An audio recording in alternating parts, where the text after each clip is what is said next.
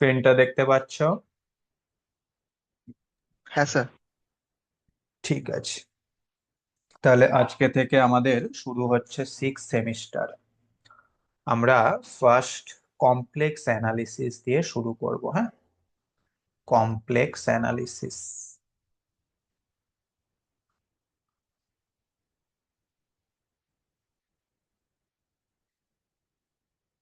Complex অ্যানালিসিসে যা syllabus রয়েছে সেটাকে আমরা মোটামুটি তিনটে চ্যাপ্টারে ভাগ করতে পারি। মতো limit,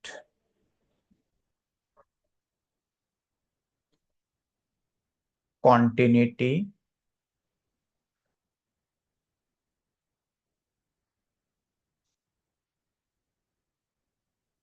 and differentiability of complex function.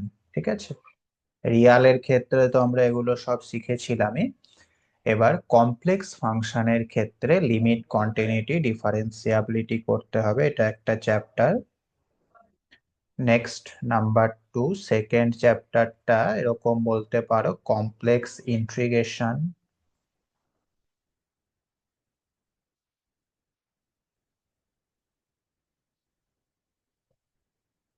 Complex integration এটা সেকেন্ড চ্যাপ্টার। হুম। এবং থার্ড চ্যাপ্টারটা হচ্ছে সিরিজ। সিরিজ বা ইউনিফর্ম কনভার্জেন্স অফ সিরিজও বলতে পারো। ওকে, তো মোটামুটি এই তিনটে চ্যাপ্টার কিন্তু রয়েছে আমাদের কমপ্লেক্স অ্যানালিসিসের সিলেবাসে। ঠিক আছে, এটা রয়েছে সিসি 13 এর মধ্যে। সিসি 13 দুটো পার্ট রয়েছে, complex analysis and metric space. তো কমপ্লেক্স অ্যানালিসিসের মধ্যে এই তিনটে চ্যাপ্টার রয়েছে। বোঝা গেছে? ক্লিয়ার?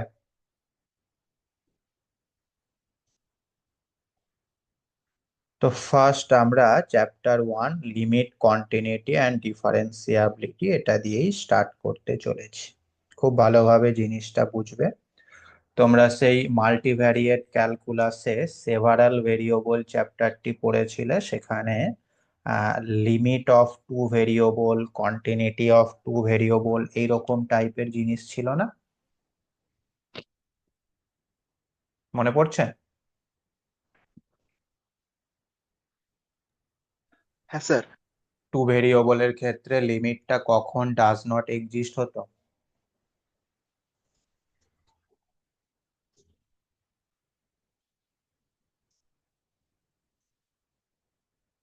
Hmm,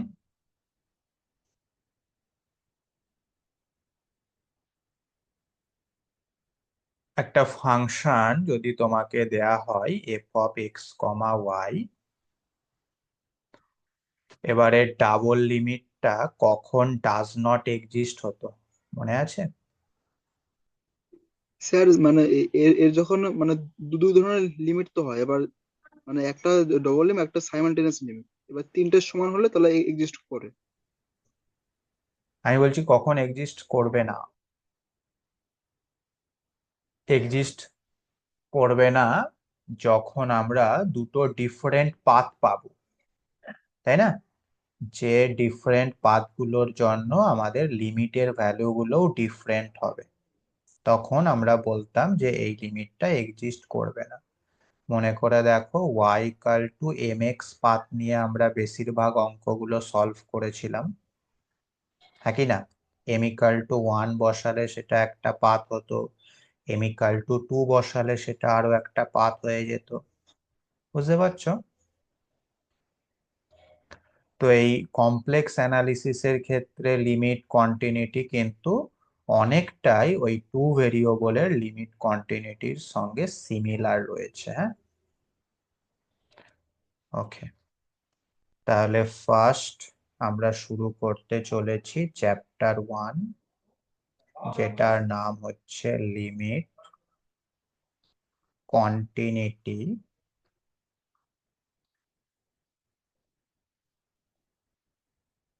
and ডিফারেন্সিয়াবিলিটি।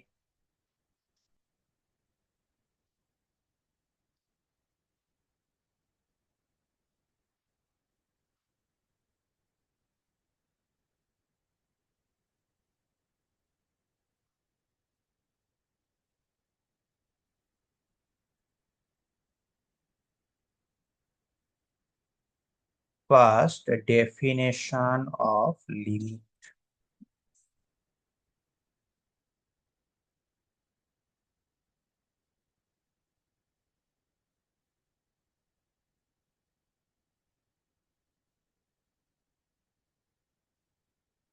লিমিটের এপসাইলন ডেল্টা ডেফিনেশনটা কেমন, জিওমেট্রিক্যালিও আমরা জিনিসটা দেখব, আগে অ্যানালিটিক্যাল ডেফিনেশনটা দেখে নাও।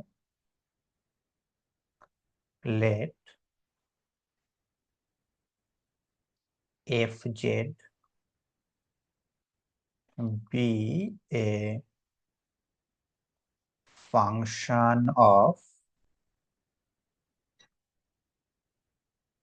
কমপ্লেক্স ভেরিয়েবল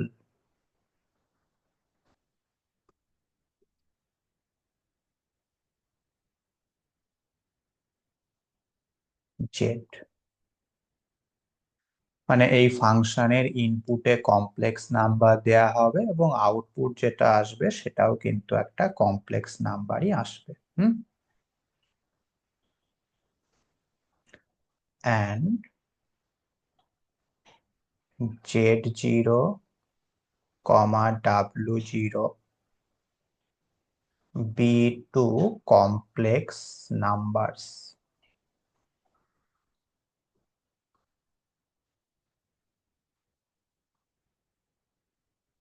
দুটো কমপ্লেক্স নাম্বার আমাদের কাছে রয়েছে, একটা z0 আর একটা w0। Then limit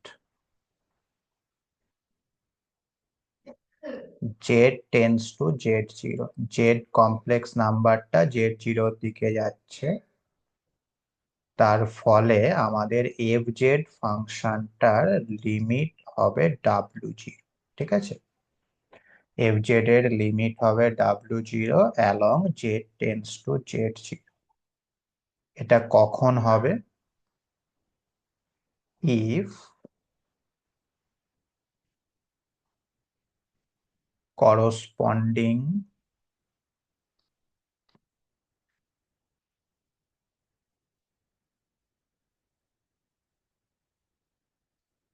to epsilon greater than 0, there exists a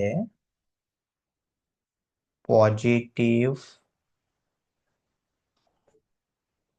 number delta such that, real অ্যানালিসিসে যেরকম লিমিটেড ডেফিনেশন পড়েছিলে এখানেও কিন্তু অলমোস্ট সেমই আছে। কি কন্ডিশন স্যাটিসফাই করতে হবে না, modulus F Z minus w0 সেটাকে হতে হবে লেস দ্যান এপসাইলন। ঠিক আছে, modulus F Z minus w0 এর মানটাকে লেস দ্যান এপসাইলন হতে হবে whenever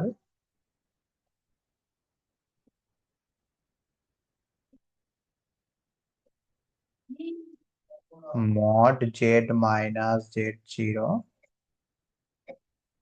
লেস দ্যান ডেল্টা।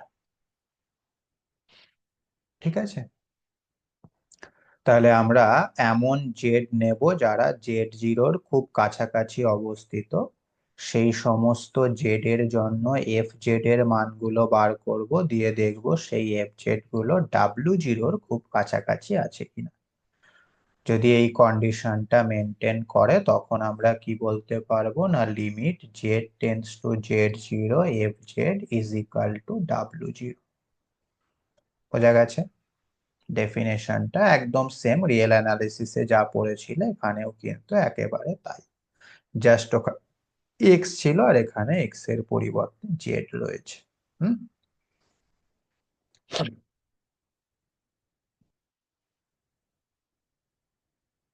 একটা প্রবলেম লেখো।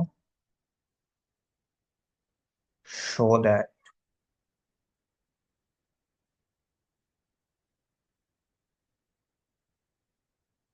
Limit Z tending to 2i, Z square plus 4 by Z minus 2i is equal to 4i by definition.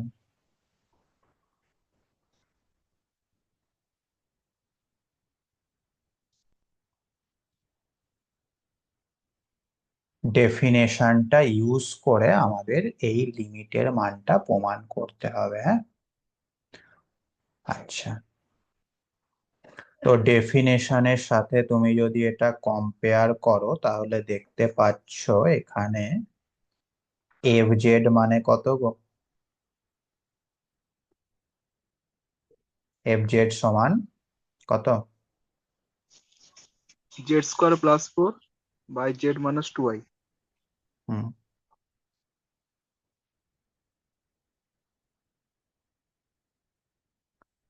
আচ্ছা, z zero মানে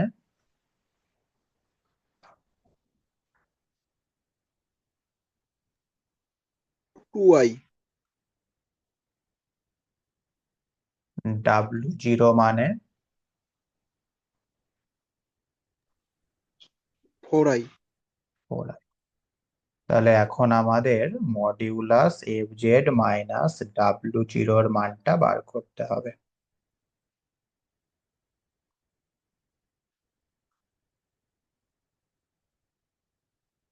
বসিয়ে দাও, এটা হলো এফ জেড,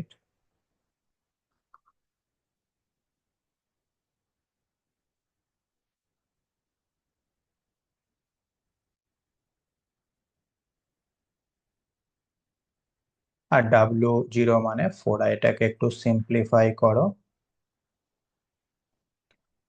তাহলে উম, উপরেরটাকে লেখা যেতে পারে Z plus 2i into Z minus 2i, আর নিচেরটাকে লেখা যেতে পারে Z minus 2i minus 4i।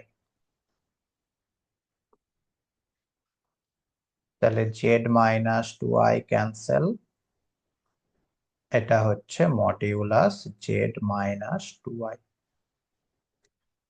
আচ্ছা, এটা লেস দেন এপসাইলন হবে যদি mod Z minus 2i less than delta হয়। ডেল্টা মানেই অ্যাকচুয়ালি এপসাইলন এই অঙ্কটার ক্ষেত্রে। তার মানে এটাকে বলা যেতে পারে that is if mod Z minus 2i, Z minus 2i মানে হচ্ছে জেড জিরো, সেটা কিনা লেস দেন ডেল্টা। বুঝতে পারলে? সো এখান থেকে আমরা কি পেলাম না modulus F Z minus W zero, সেটা হচ্ছে লেস দেন এপসাইলন ইফ বা whenever mod Z minus Z zero less than delta. ডেফিনেশনটা ফলো করলো, হ্যাঁ কি না? এই যে এখানটা লক্ষ্য করে দেখো, ডেল্টা যেটা সেটা কিন্তু ডিপেন্ড অন এপসাইলন, আমাদের ডেফিনেশনেও কিন্তু তাই ছিল। এপসাইলনের করসপন্ডিং একটা ডেল্টা এক্সিস্ট করবে, মানে ডেল্টা যেটা সেটা ফাংশন অফ এপসাইলন বা ডিপেন্ড অন এপসাইলন হবে। ঠিক আছে, ব্যাস এখান থেকেই আমরা বলতে পারি হ্যাঁ, তাহলে ডেফিনেশন অনুযায়ী limit zed tends to Z zero of F Z is equal to W zero. ঠিক আছে, বোঝা গেল, হ্যাঁ কি না?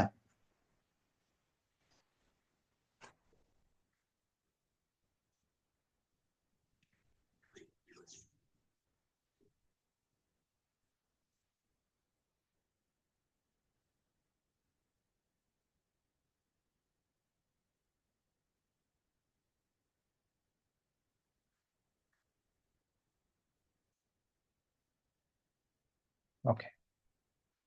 আচ্ছা, এইবার এই ব্যাপারটাকে একটুখানি জিওমেট্রিক্যালি যদি আমরা ভাবি সেটা কেমন হবে। Z0 হচ্ছে একটা ফিক্সড কমপ্লেক্স নাম্বার। সো Z0টাকে আমরা ভাবতে পারি A0 প্লাস IB0।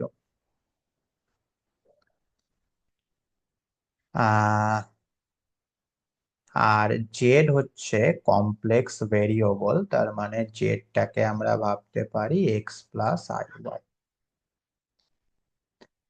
এখন তুমি লক্ষ্য করে দেখো, কমপ্লেক্স নাম্বার মানেই হচ্ছে কি এক্স ওয়াই প্লেনে অবস্থিত একটা পয়েন্ট, তাই না?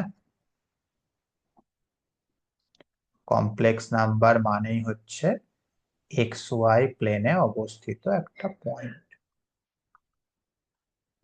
তার মানে মোটামুটি এই রকম জায়গায় আমাদের A0, B0 পয়েন্টটা উপস্থিত, যেটা কিনা Z0 কমপ্লেক্স নাম্বার। এখন আমাদের লিমিটে জেড টেন্স টু Z0, অর্থাৎ x, y এই পয়েন্টটা A0, B0 পয়েন্টের দিকে যাচ্ছে বা টেন্ড করছে। তো সেটা কিরকম ভাবে যেতে পারে লক্ষ্য করে দেখো, অসংখ্য পথ কিন্তু এখানে রয়েছে। এই পথে যেতে পারে, এই পথে যেতে পারে, এই পথে যেতে পারে, বুঝতে পেরেছো?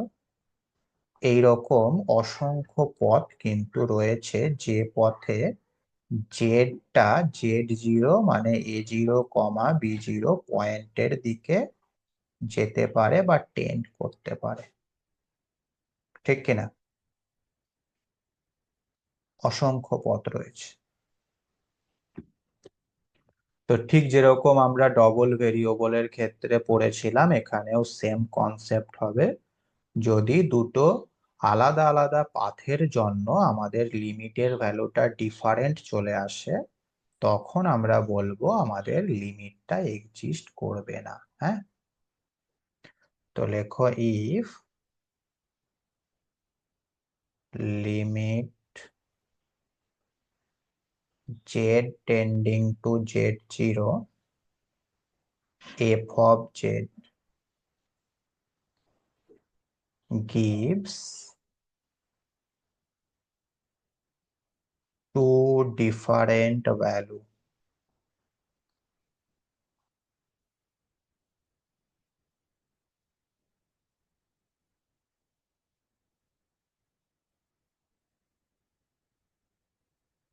for different path,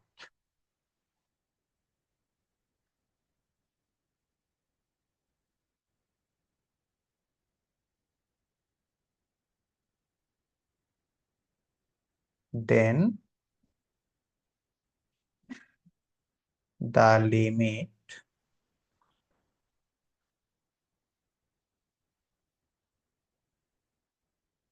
does not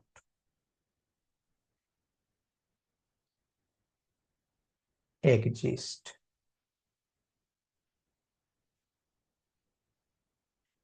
বুঝতে পারলে? মনে থাকবে।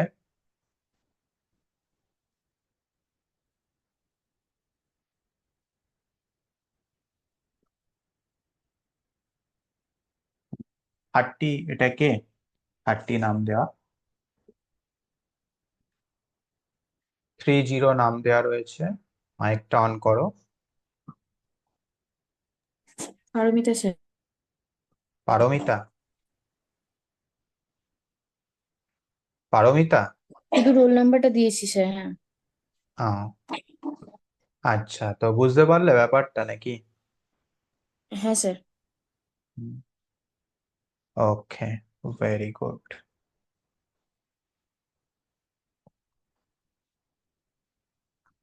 Next, definition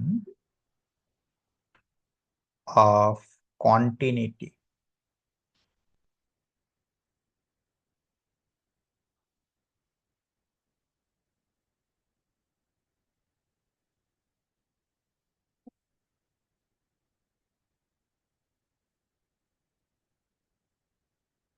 simple definition, if limit z tends to z0, fz is equal to f of z0। মানে লিমিটের ভ্যালু আর এক্সাক্ট ভ্যালু সেই দুটো যদি ইকুয়াল হয়ে যায় তখন আমরা বলতে পারবো fz is continuous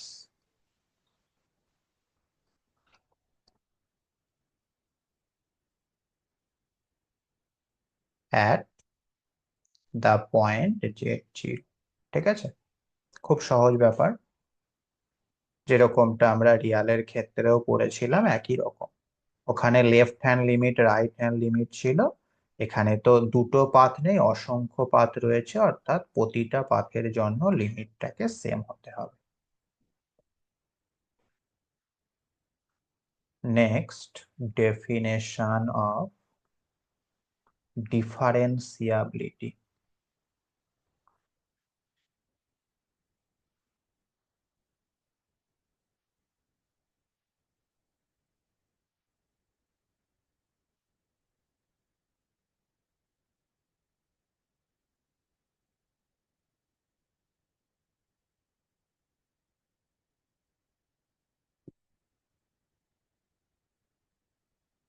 কোনো একটা ফাংশনকে কখন ডিফারেন্সিয়াবল বলবো?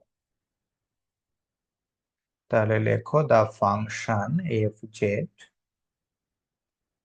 Is differentiable at the point z0 if the limit exists।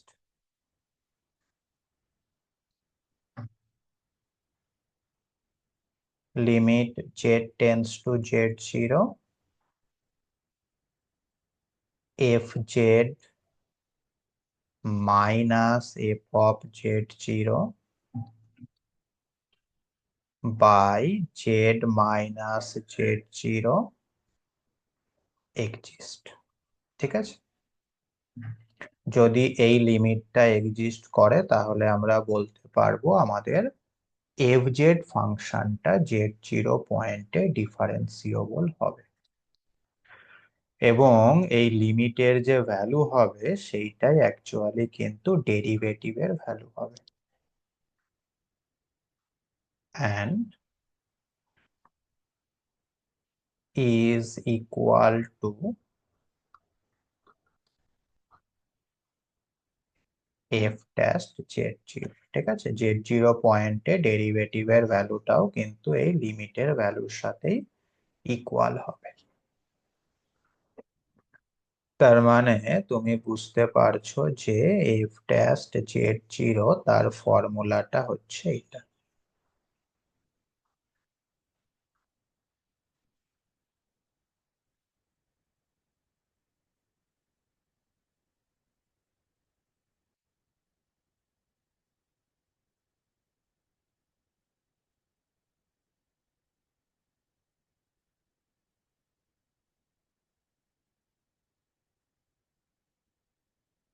এখন তুমি যদি মনে করো আমি নিচেরটাকে একটা কিছু ধরবো জেড মাইনাস z0, সেটাকে একটা কিছু ধরবো, ধরতেই পারো h ধরে নাও, সেক্ষেত্রে h টেন্ডিং টু কত হবে?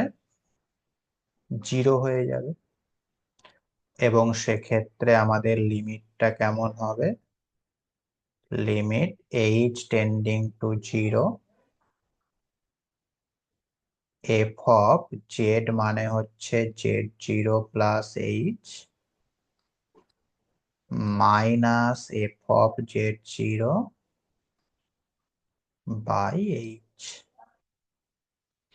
ঠিক আছে, তো এই লিমিটটা অথবা এই লিমিটটা, এই দুটো কিন্তু সেম জিনিস বোঝাচ্ছে, দুটোর মধ্যে যে কোনো একটা ক্যালকুলেট করলেই হবে। বুঝতে পেরেছ?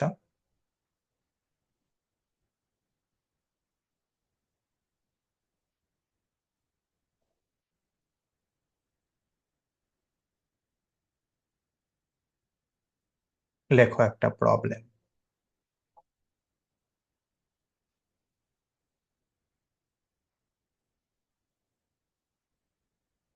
show that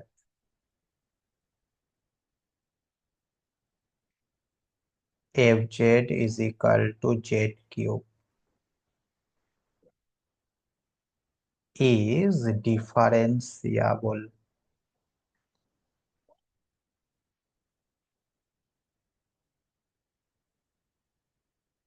everywhere in the finite complex plane।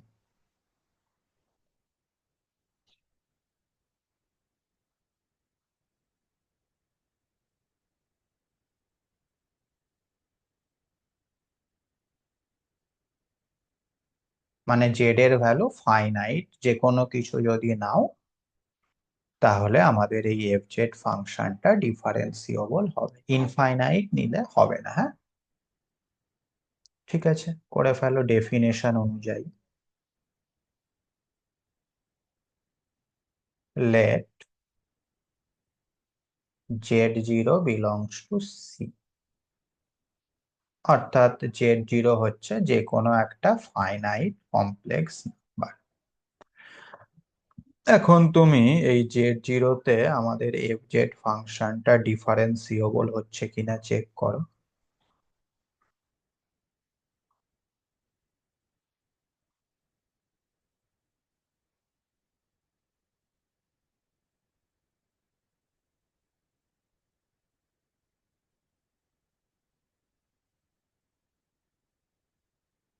কত হচ্ছে লিমিটের ভ্যালুটা?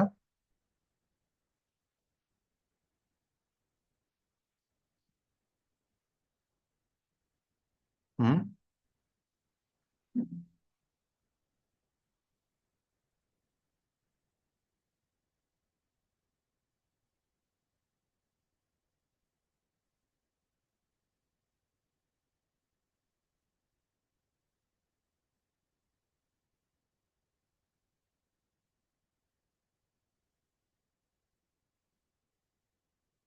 জেড মাইনাস জেড জিরো কেটে যাচ্ছে।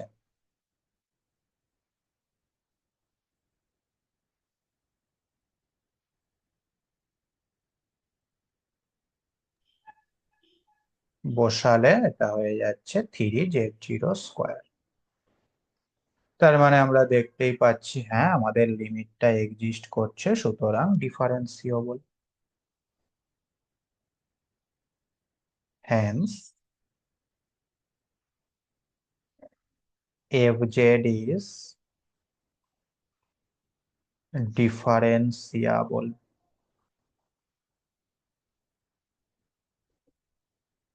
Everywhere.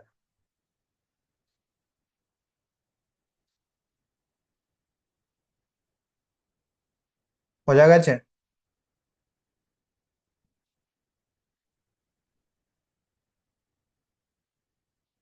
Next problem, show that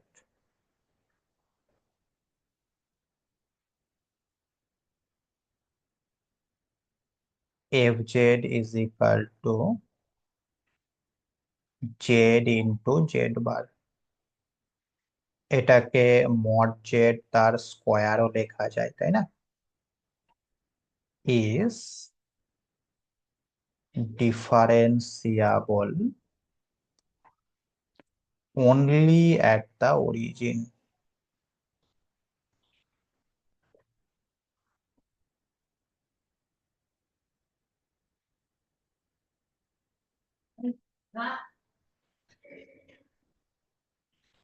মানে কেবলমাত্র জিরো জিরোতে এই ফাংশনটা ডিফারেন্সিয়েবল হবে, আদার্স অন্য কোনো পয়েন্টে এটা ডিফারেন্সিয়েবল হবে না। হ্যাঁ, এই অঙ্কটা কিন্তু ইম্পর্টেন্ট আছে।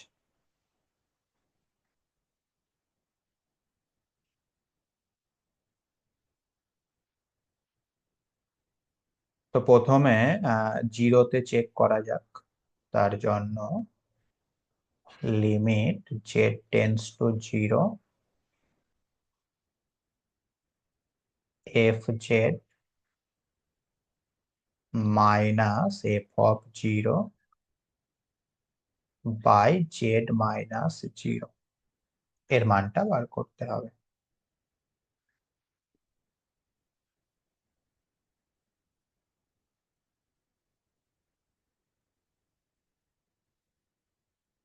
এফ জেড মানে হচ্ছে zed into zed bar, f zero মানে zero by zed, zed zed কেটে গেল,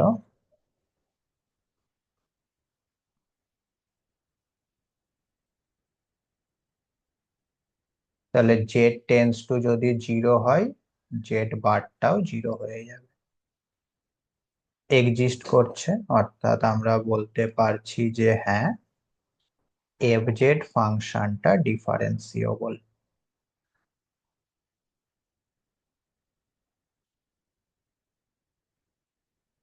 at Z equal to zero. আচ্ছা, এইবার জেড ইকাল টু জিরো বাদ দিয়ে অন্য কোনো পয়েন্টে এই ফাংশনটা যে ডিফারেন্সিয়েবল নয়, সেটাও কিন্তু আমাদের দেখিয়ে দিতে হবে। হ্যাঁ, তো সেই কারণে আমরা আরেকটা পয়েন্ট নিচ্ছি যেটা কিনা জিরো নয়, জিরো বাদ দিয়ে অন্য যে কোনো কমপ্লেক্স নাম্বার আমরা এখানে নিচ্ছি জেড জিরো।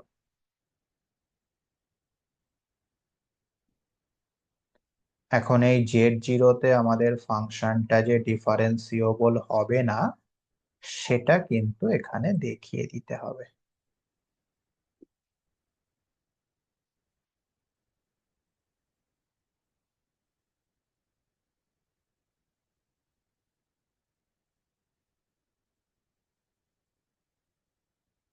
তার মানে আমাদের দেখাতে হবে এই লিমিটটা এক্সিস্ট করবে না, তাই তো?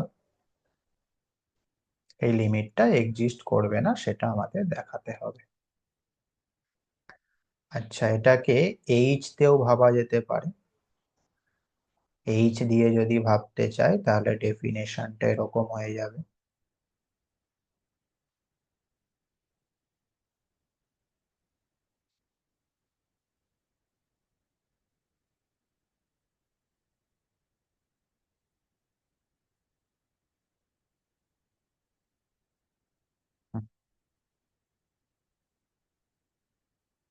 মানগুলো বসিয়ে দাও।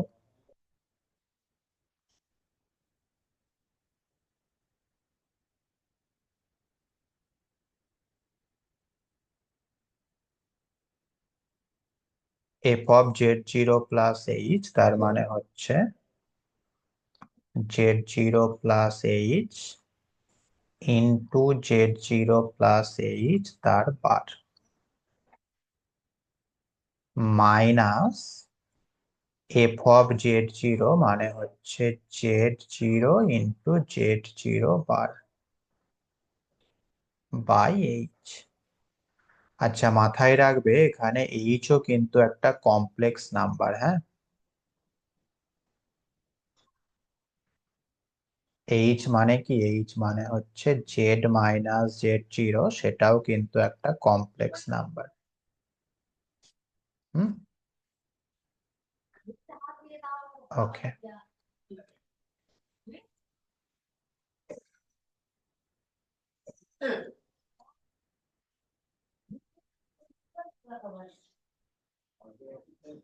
এটাকে ভেঙে ফেলো,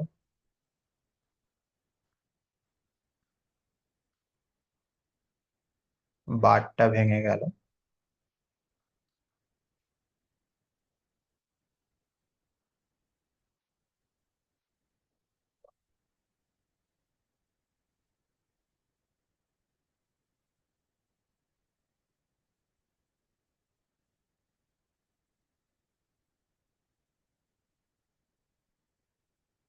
গুণ করলে জেড ইন্টু এই Z zero into Z zero bar একটা কেটে যাচ্ছে, তাই না? তাহলে কি পড়ে থাকছে? Z zero H bar plus H Z zero bar plus H H bar, আর নিচে থাকছে এইচ। তিনটেকেই আলাদা আলাদা করে দাও।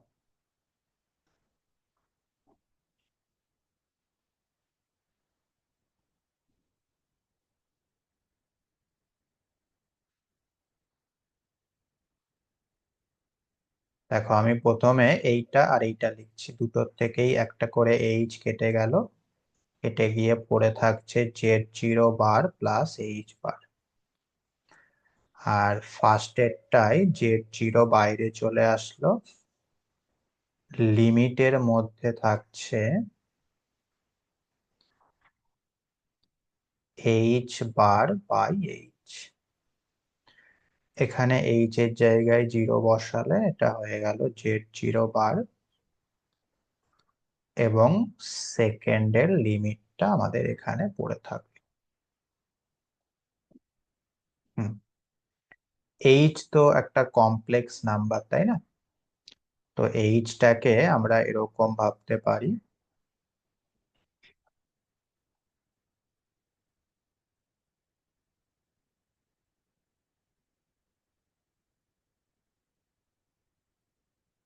এইচটাকে আমরা এরকম ভাবতে পারি H1 প্লাস IH2, যেখানে H1 আর H2 দুটোই হচ্ছে রিয়াল নাম্বার। ঠিক আছে, আমাদের লক্ষ্য কি ছিল? আমাদের লক্ষ্য ছিল কিন্তু এই লিমিটটা যে এক্সিস্ট করছে না সেটা দেখানো। তার মানে আমরা যদি দেখাতে পারি এই লিমিটটা এক্সিস্ট করবে না, তাহলেই আমাদের কাজ কমপ্লিট। তো এক্সিস্ট কখন করবে না বা এক্সিস্ট করবে না সেটা দেখানোর প্রসেসটা কি এইমাত্র শিখেছি আমরা। দুটো পাথ আমাদের নিতে হবে, নিয়ে দেখতে হবে যে আমাদের লিমিটের ভ্যালুগুলো আলাদা আলাদা হচ্ছে কিনা, তাই তো?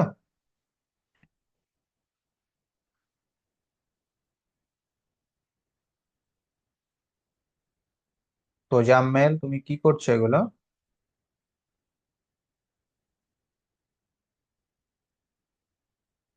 হ্যাঁ,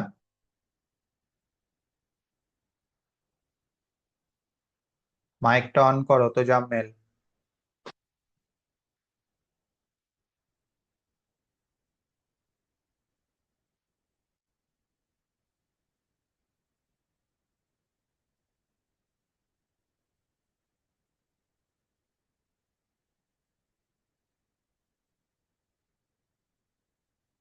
ঠিক আছে, তো এবার কি পাথ নিচ্ছি সেটাই আমাদের লক্ষ্য রাখতে হবে। দেখো ছবিটা আঁকছি।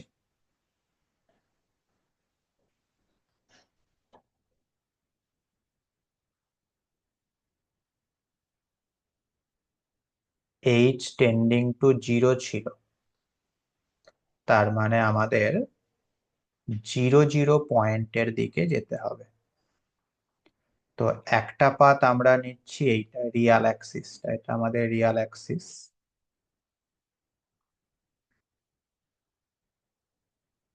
আর একটা পাথ আমরা নিচ্ছি ইমাজিনারি অ্যাক্সিস, এই বরাবর।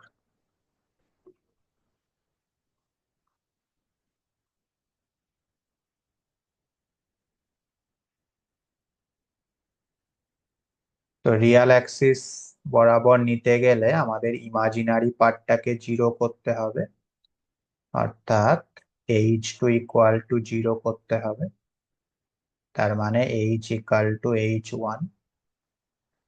আর ইমাজিনারি পার্ট বরাবর নিতে গেলে আমাদের রিয়াল পার্টটাকে 0 করতে হবে, H1 = 0 করতে হবে, তার মানে H = IH2 হবে। ওকে, তো অ্যালং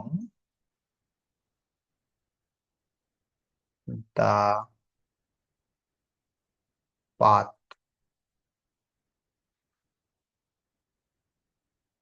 H2 = 0।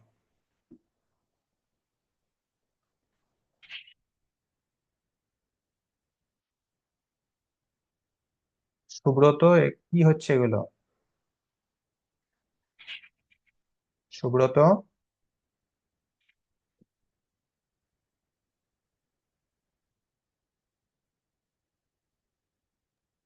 হ্যাঁ স্যার। আরেকটা সুব্রত মণ্ডল কোথা থেকে ঢুকে গেল গো?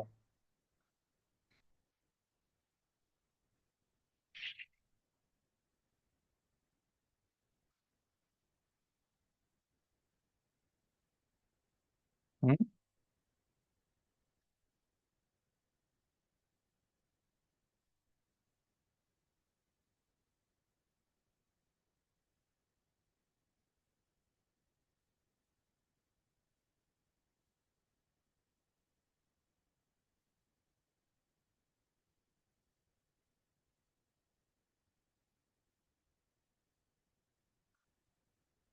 আচ্ছা, তাহলে along the path h2 tends to 0, that is h is equal to h1. এই পাথ বরাবর আমাদের লিমিটের ভ্যালুটা কত হবে? কোন লিমিটের ভ্যালুটা? h tending to 0 h bar by h, মানে এই লিমিটের ভ্যালুটা কত হবে সেটা আমরা দেখতে চাইছি। কোন পাথ বরাবর লিমিটটা নিয়েছি? h ইকাল টু h1, সেই পাথ বরাবর। তো কত হচ্ছে লিমিটের ভ্যালুটা?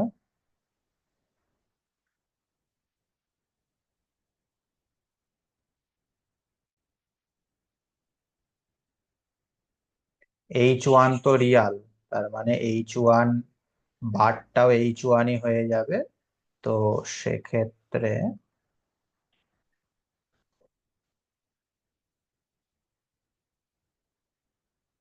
h1 বার যেটা, সেটাও h1 হয়ে যাচ্ছে, তার মানে লিমিটের ভ্যালুটা হলো 1।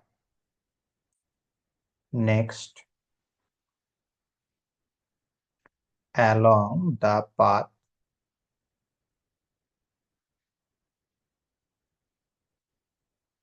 h1 is equal to 0, that is h is equal to ih,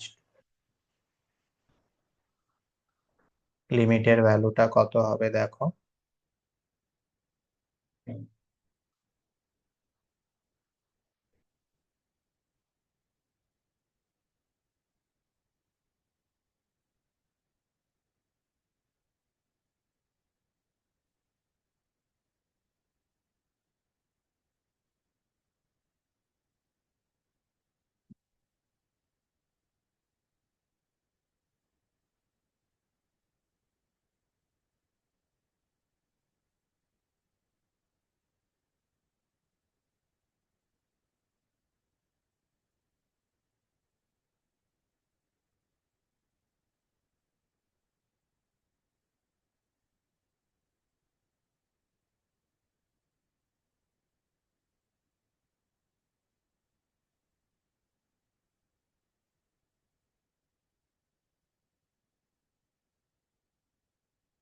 কত হচ্ছে লিমিটের ভ্যালুটা?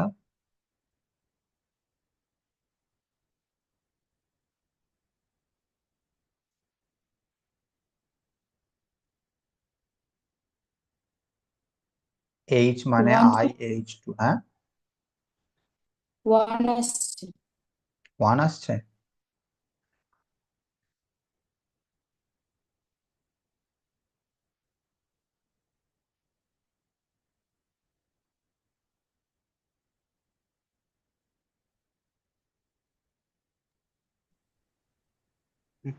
-1 আছে স্যার।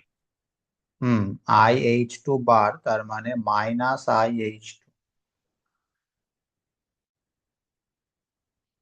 সুতরাং এটা আসছে -1। তাহলে লক্ষ্য করে দেখো, দুটো ডিফারেন্ট পাথ নেওয়ার ফলে আমাদের লিমিটের ভ্যালু দুটো আলাদা আলাদা চলে আসলো। তার মানে আমরা বলতে পারছি যে এই লিমিটটা এক্সিস্ট করবে না।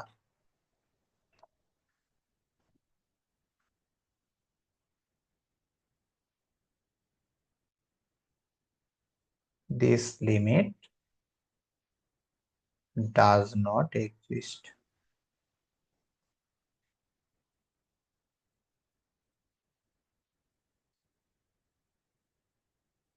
হুম, আর এই লিমিটটা এক্সিস্ট করবে না মানেই আমাদের এই মেন লিমিটটাও এক্সিস্ট করবে না। আর মেন লিমিটটা এক্সিস্ট করবে না মানেই fz is not differentiable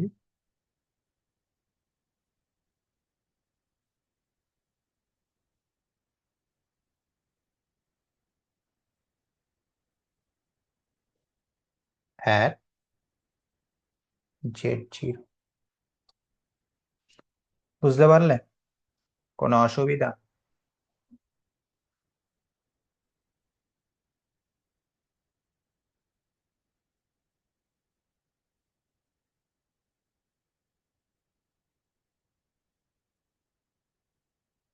কে বুঝতে পারলে না বলো দেখি?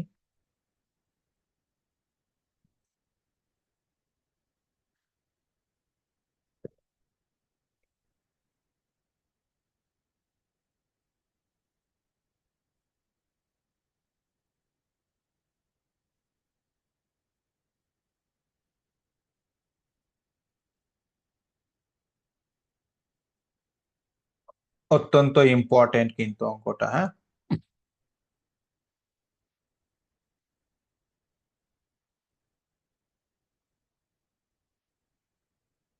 ওকে,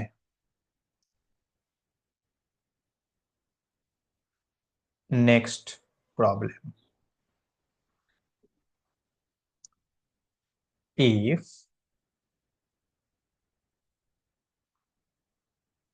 fz is differentiable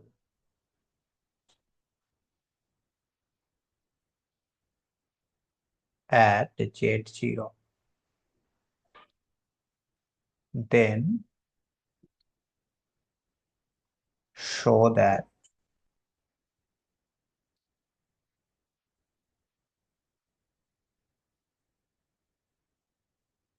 it is continuous at z0। যেরকমটা আমাদের রিয়েল অ্যানালিসিসের ক্ষেত্রেও হতো, কোনো একটা ফাংশন কোনো একটা পয়েন্টে ডিফারেন্সিয়েবল হওয়া মানে সেটা 100% কন্টিনিউয়াস হবেই হবে। ঠিক আছে,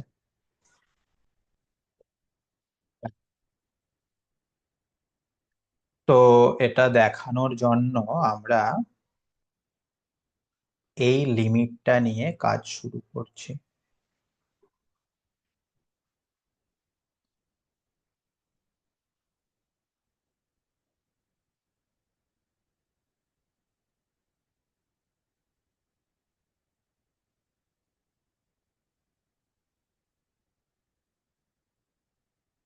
এই লিমিটটা নিয়ে আমরা কাজ শুরু করছি, হ্যাঁ। আচ্ছা, এটাকে এরকম লেখা যেতে পারে,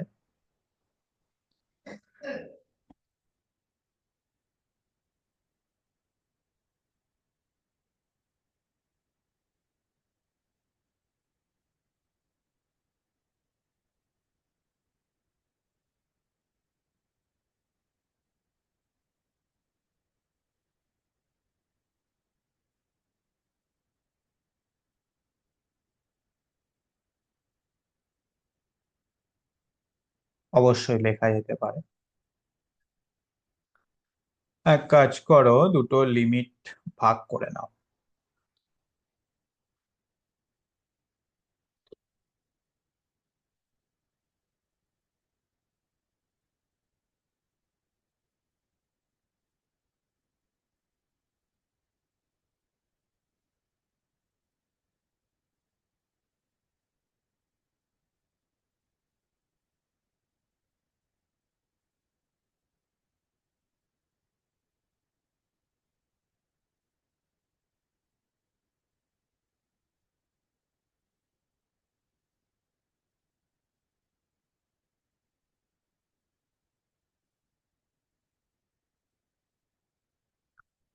প্রথম যে লিমিটটা রয়েছে সেটা হচ্ছে f'(z0), এটা তো এক্সিট কোয়েশ্চেনেই বলা রয়েছে।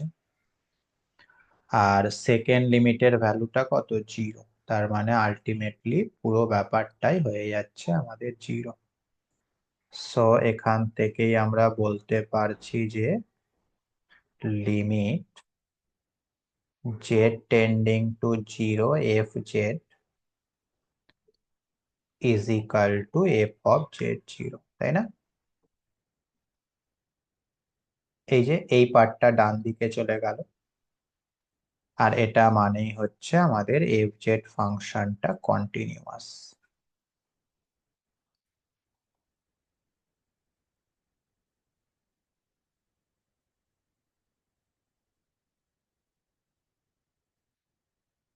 At z0।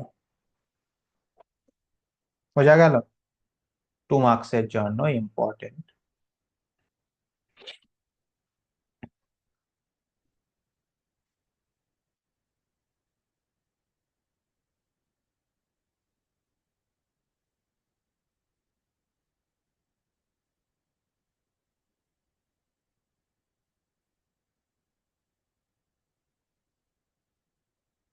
Next, definition of analytic function।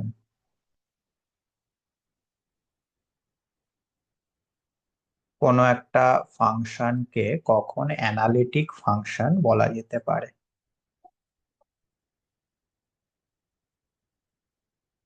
A function F Z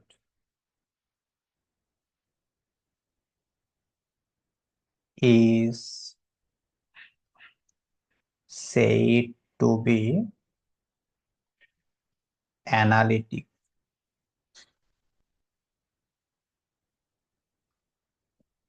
at z equal to z0 if it is differentiable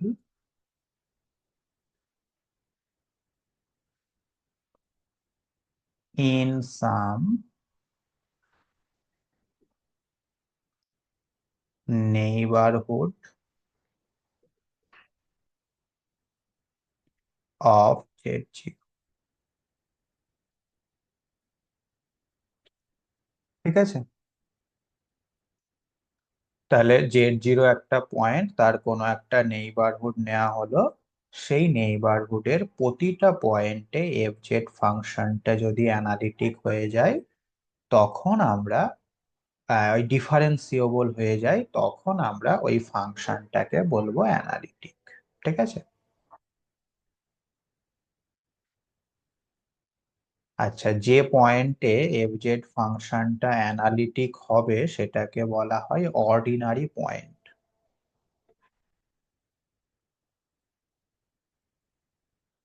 if fz is analytic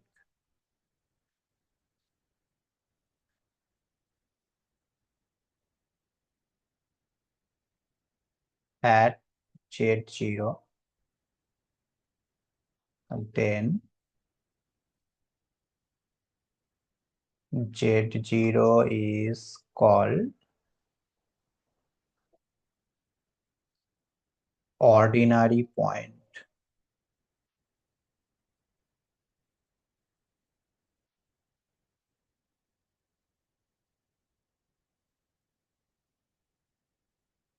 of fz।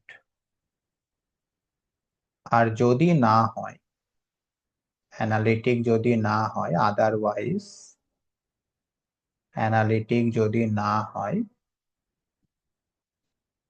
তাহলে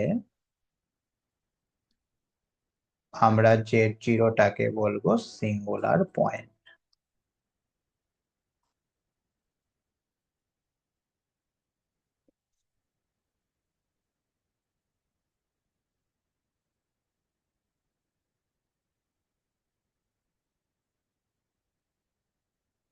ঠিক আছে? বুঝতে পেরেছো? যে পয়েন্টে অ্যানালিটিক সেটাকে বলা হয় অর্ডিনারি পয়েন্ট, আর যে পয়েন্টে অ্যানালিটিক নয় সেটাকে বলা হয় সিঙ্গুলার পয়েন্ট।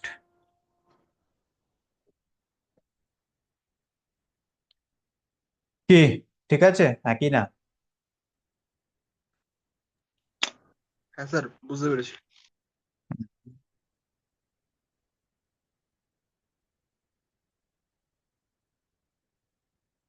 চলে আসো নেক্সট থিওরেমে। খুবই ইম্পর্টেন্ট একটা থিওরেম, মানে পুরো কমপ্লেক্স অ্যানালিসিসে যদি 5টা ইম্পর্টেন্ট থিওরেম বলা হয় তার মধ্যে এটা কিন্তু একটা হবে, এতটাই ইম্পর্টেন্ট। এই থিওরেমটার দুটো নাম রয়েছে, একটা হচ্ছে কসি রিমান ইকুয়েশন বা শর্ট করে সিআর ইকুয়েশনও বলা হয়,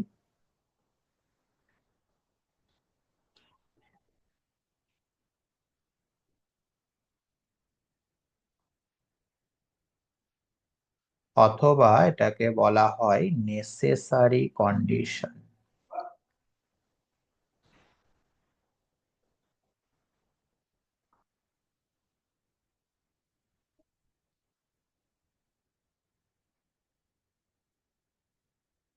ফর ডিফারেন্সিয়াবিলিটি। নেসেসারি কন্ডিশন মানে তোমরা জানোই ডিফারেন্সিয়েবল অলরেডি হয়ে আছে, তারপরে এটা কি কন্ডিশন স্যাটিসফাই করবে। ঠিক আছে, অলরেডি আমাদের ফাংশনটা ডিফারেন্সিয়েবল, তার ফলে আমাদের ফাংশনটা কি কন্ডিশন স্যাটিসফাই করবে, এটা হচ্ছে নেসেসারি কন্ডিশন, এবং সেই কন্ডিশনটাকেই বলা হয় কসি Riemann equation.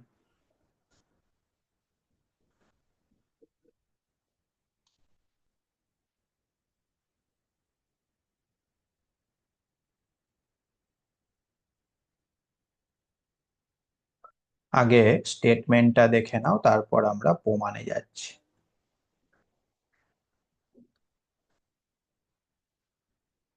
If a function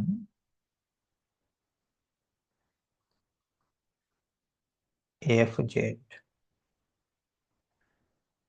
ইনপুটে Z দেয়া হলো, তাহলে আউটপুটটাও একটা কমপ্লেক্স নাম্বারই হবে। তো সেই আউটপুটটাকে আমরা এইভাবে লিখতে পারি ইউ প্লাস আইভি। মানে কোনো ফাংশনের ইনপুটে কমপ্লেক্স নাম্বার দিলে আউটপুটও কমপ্লেক্স নাম্বার আসবে, এফজেডটাকে আমরা ইউ প্লাস আইভি লিখতে পারি, যেখানে ইউ যেটা সেটা এক্স অথবা ওয়াই এর ফাংশন, এবং ভি যেটা সেটাও এক্স এবং ওয়াই এর function,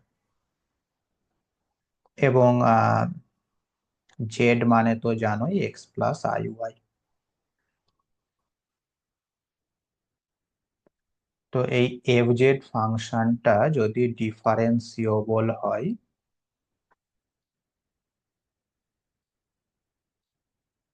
at the point zed zero, তাহলে ডিফারেন্সিয়েবল হচ্ছে সেটা কিন্তু বলে দিল, জেড জিরো পয়েন্টটা হচ্ছে x plus i y zero.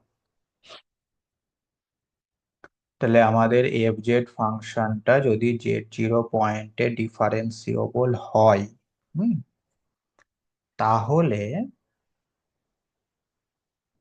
তাহলে ইউ এক্স, ইউ ওয়াই,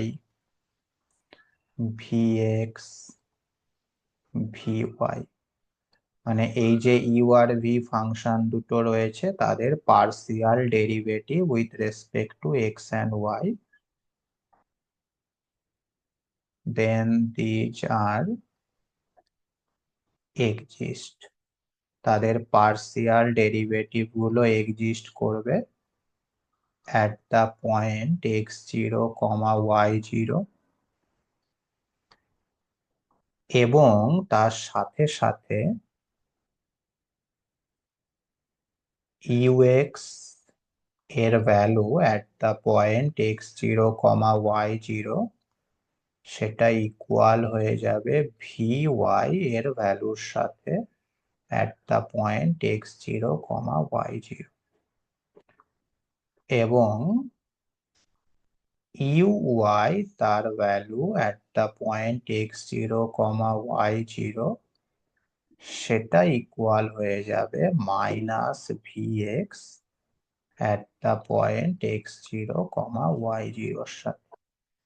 ঠিক আছে, তাহলে আবারও বলছি, থিওরেমটা ভালো করে শুনবে। আমাদের এফ জেড ফাংশনটা যদি জেড জিরো পয়েন্টে ডিফারেন্সিয়েবল হয়, তাহলে এই চারটে পার্সিয়াল ডেরিভেটিভ এক্সিস্ট করবে x zero comma y zero পয়েন্টে, এবং তার সাথে সাথে এই দুটো ইকুয়েশন স্যাটিসফাই করবে বা হোল্ড করবে। এই ইকুয়েশন দুটোকেই বলা হয় সিআর ইকুয়েশন বা কোসি রিমান ইকুয়েশন। বোঝা গেছে? হ্যাঁ কি না?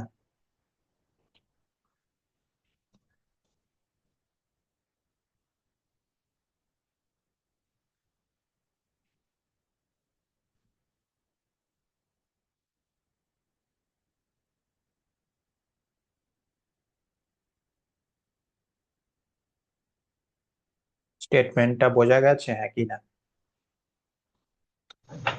হ্যাঁ স্যার, বোঝা গেছে।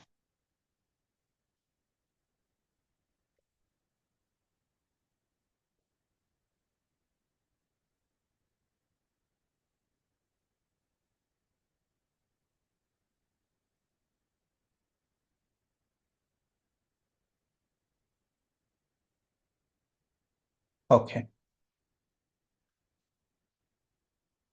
চলে এসো প্রমাণে। Since f is differentiable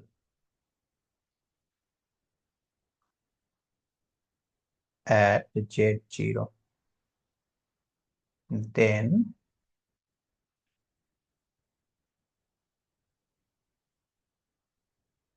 f dash z0 is equal to limit definition অনুযায়ী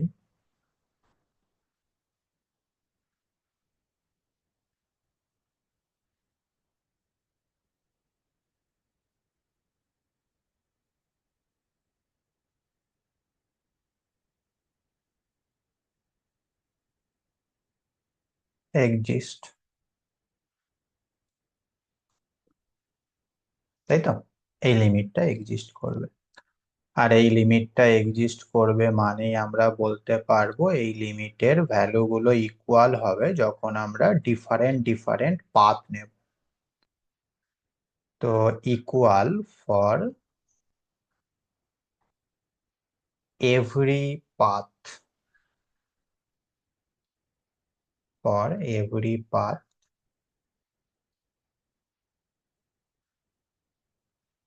how h tends to 0। তাহলে h জিরোর দিকে যে পাথেই যাক না কেন, প্রতিটা পাথের জন্যই কিন্তু আমাদের লিমিটের ভ্যালুটা ইকুয়াল হবে। ঠিক আছে? এবং তার সাথে আমরা এইচটাকেও ধরে নিচ্ছি, যেটা কিনা অবশ্যই একটা কমপ্লেক্স নাম্বার। সেটাকে ধরে নিচ্ছি h1 প্লাস IH2। এখন আমরা বেশি না, কেবলমাত্র দুটো পাথ এখানে কনসিডার করব।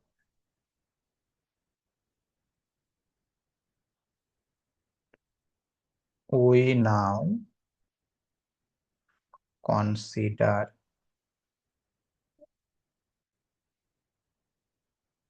Two path. দুটো পাথ এখানে আমরা কনসিডার করব। প্রথম পাথটা নিচ্ছি along h2 is equal to 0,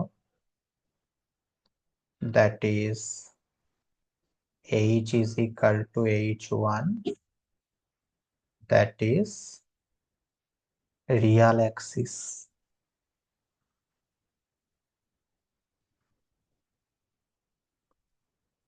R second পাথটা আমরা নিচ্ছি along h1 is equal to 0, that is h is equal to IH2, that is imaginary axis।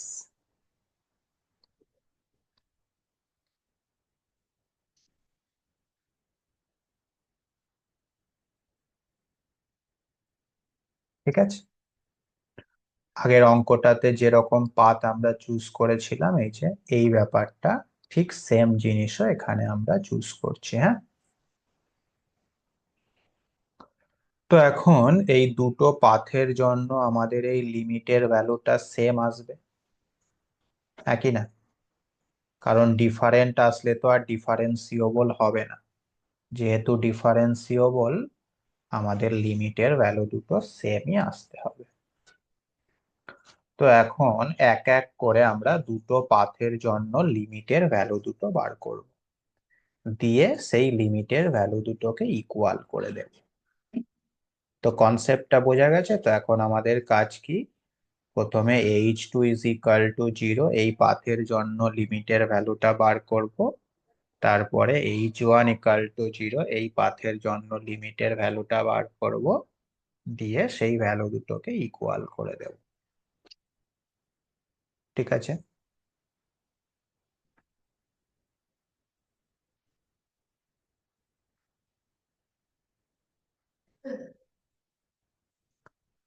ওকে, তাহলে কেস ওয়ান মানে প্রথম পাথ। প্রথম পাথটা কি নিলাম?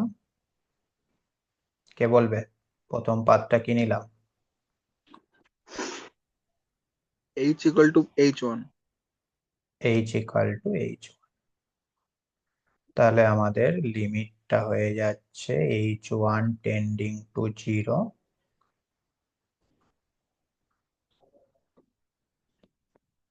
f(z0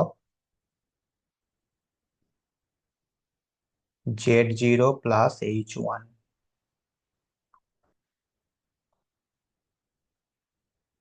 minus f(z0/h1)। আচ্ছা, h1 কিন্তু রিয়াল, হ্যাঁ?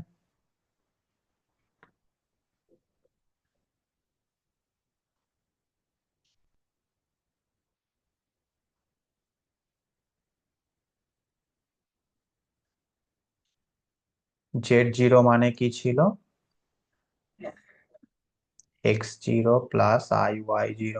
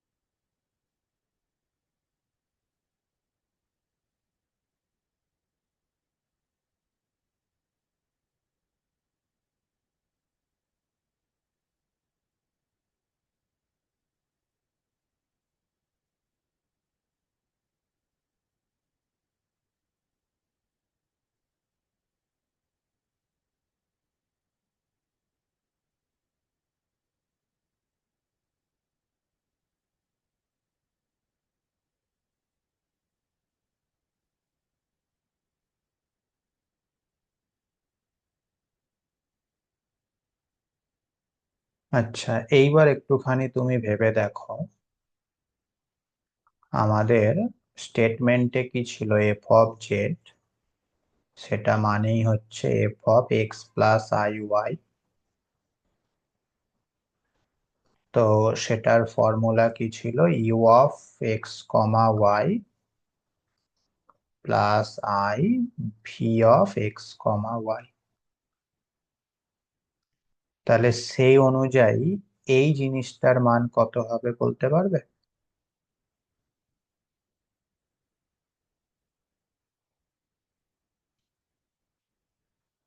হুম,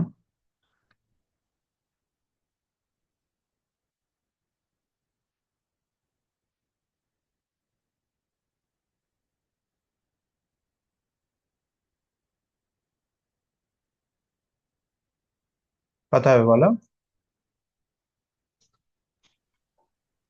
u অফ u(x0 + h1), হুম কমা দিয়ে হচ্ছে y0 hmm plus plus i into v x0 + h1, y0। হুম ঠিক একইভাবে এটার মান কত হবে তাহলে?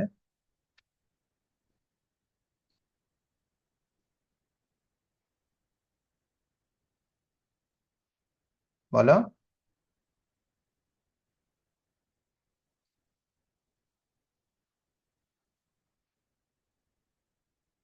এরকমটা হবে আর নিচে H1 আছে, ঠিক আছে।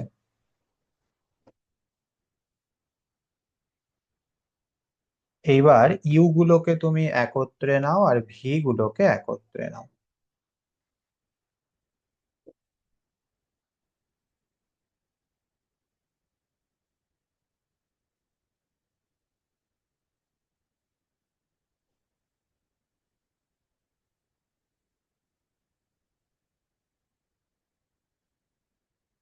প্রথমে আমি ইউ গুলোকে নিচ্ছি।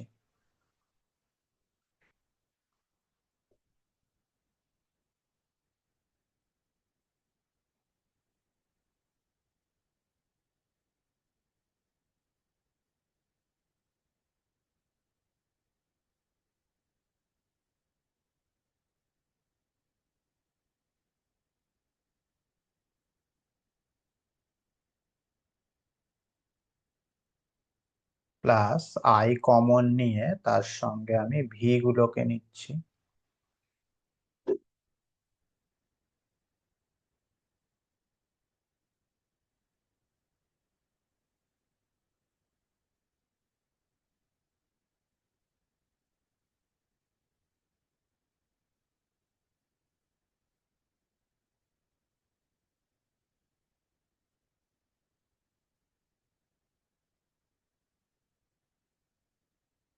ঠিক আছে।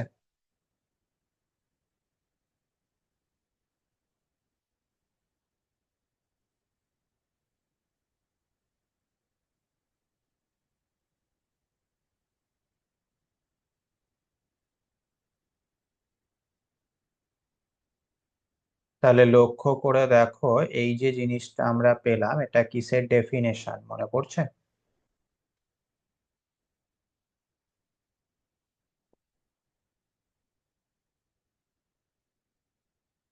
এটা কিসের ডেফিনেশন?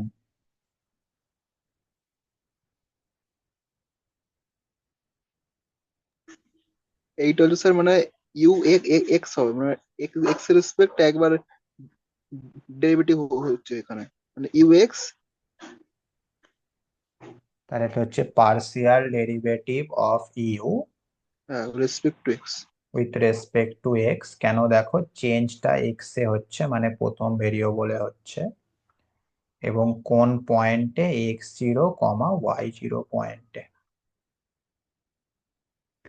প্লাস আই ইন্টু, এটা কিসের ফর্মুলা?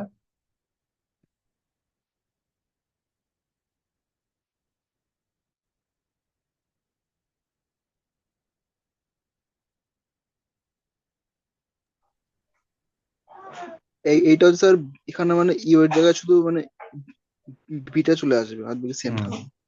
ভি এর derivative with respect to x at the point x0, y0। ঠিক আছে, এটাকে তুমি 1 নাম্বার দিয়ে রাখো। তার মানে আমরা যখন এইচ ইকুয়াল টু H1 এই পাথটা নিলাম, তখন আমাদের লিমিটের ভ্যালুটা বা f'(z0) তার মানটা চলে আসলো কত? তার মানটা চলে আসলো এই জিনিসটা। ঠিক একইভাবে এইবার যদি আমরা কেস 2টাকে করি, তাহলেও এরকম ধরনেরই একটা জিনিস আমরা পাবো।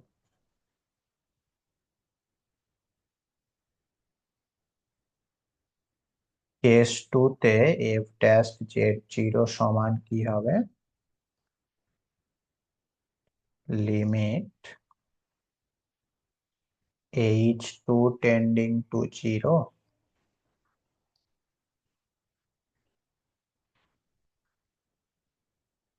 f of z0 plus IH2 minus f of z0 by IH।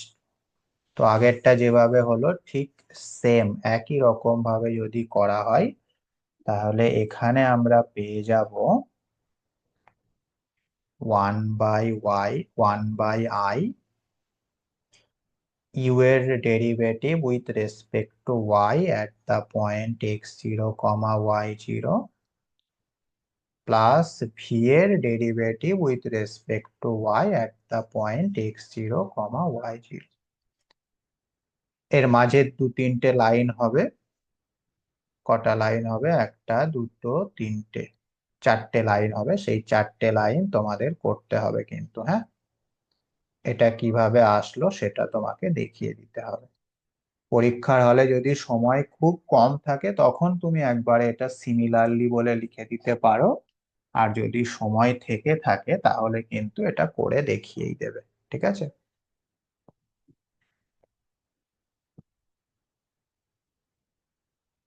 আচ্ছা, তো এখানে উপর নিচে আই দিয়ে মাল্টিপ্লাই করো, তাহলে এটা হয়ে যাচ্ছে minus I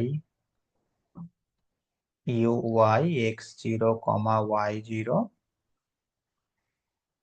plus v y x0, y0। এটাকে তুমি 2 নম্বর দিয়ে দাও। তো একে যেটা পেলে আর দুয়ে যেটা পেলে দুটোই কিন্তু এফ ড্যাশ জেড জিরোর ভ্যালু, অর্থাৎ দুটোই ইকুয়াল। ইকুয়াল করে দাও ফ্রম 1 and 2।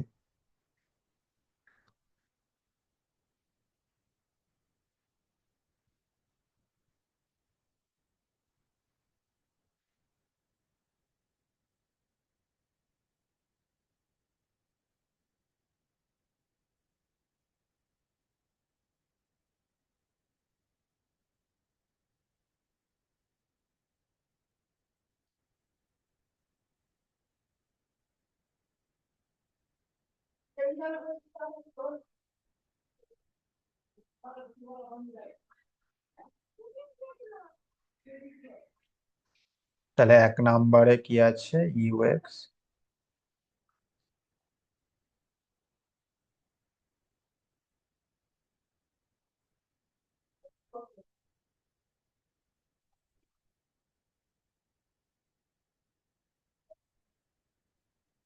আর 2 নম্বরে কি পেলাম?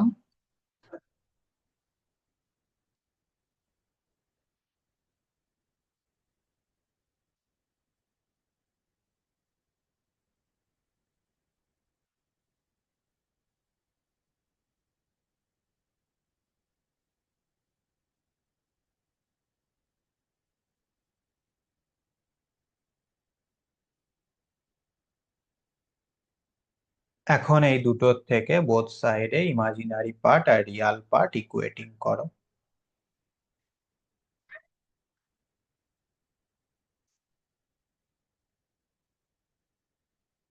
তাহলে ইউএক্স x0, y0 সেটা সমান কি আসছে? V y x0, y0। আর আয়ের সহগ যদি তুলনা করো তাহলে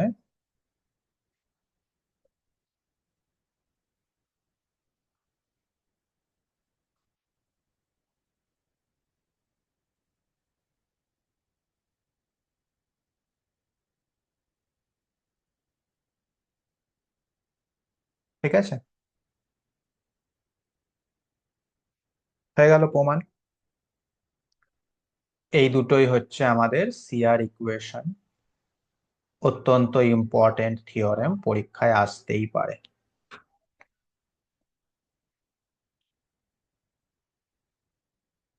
বলো, ঠিক আছে?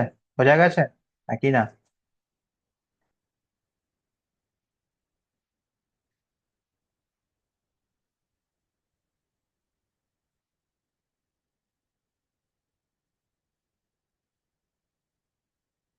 আচ্ছা, তবে এর উল্টোটা কিন্তু সত্য নয়। হুম। এই থিওরেমের কনভার্স পার্টটা কিন্তু সত্য নয়।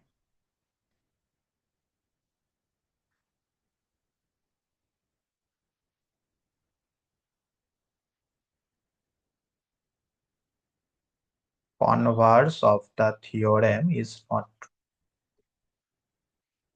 এর উপর প্রচুর ভালো ভালো অঙ্ক আছে যেগুলো পরীক্ষায় আসার মতো।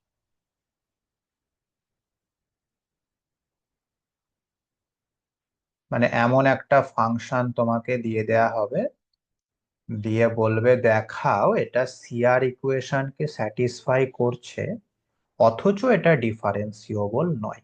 ঠিক আছে, ডিফারেন্সিয়েবল যদি হয় তাহলে সেটা সিআর ইকুয়েশনকে স্যাটিসফাই করবে, কিন্তু সিআর ইকুয়েশনকে স্যাটিসফাই করছে মানেই যে সেটা ডিফারেন্সিয়েবল হবে সেটা কিন্তু নয়, তার কোনো গ্যারেন্টি নেই, কারণ এর কনভার্সটা সত্য নয়।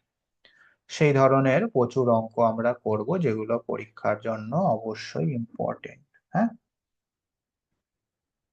এতটুকুই থাক আজকে। বলো, এর মধ্যে কোনো অসুবিধা হলো কিছু বুঝতে?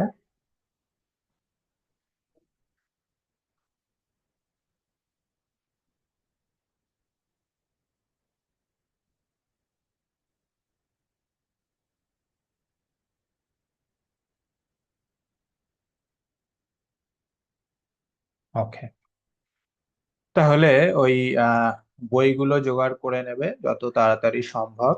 ঠিক আছে, বিশেষ করে এখন কমপ্লেক্সটা শুরু করেছি, তাহলে কমপ্লেক্সটা আগে দেখার চেষ্টা করবে, তারপর আস্তে আস্তে বাকিগুলো নিয়ে নেবে।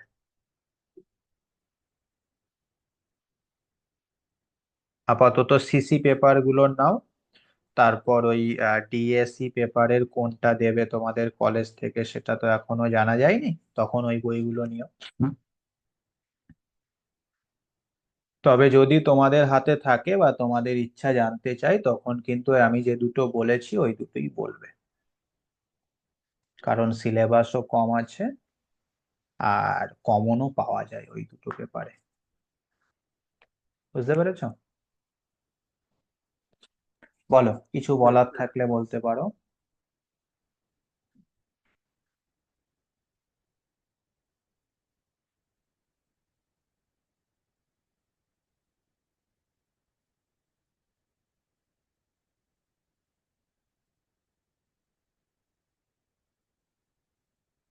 ঠিক আছে, রেখে দাও তাহলে।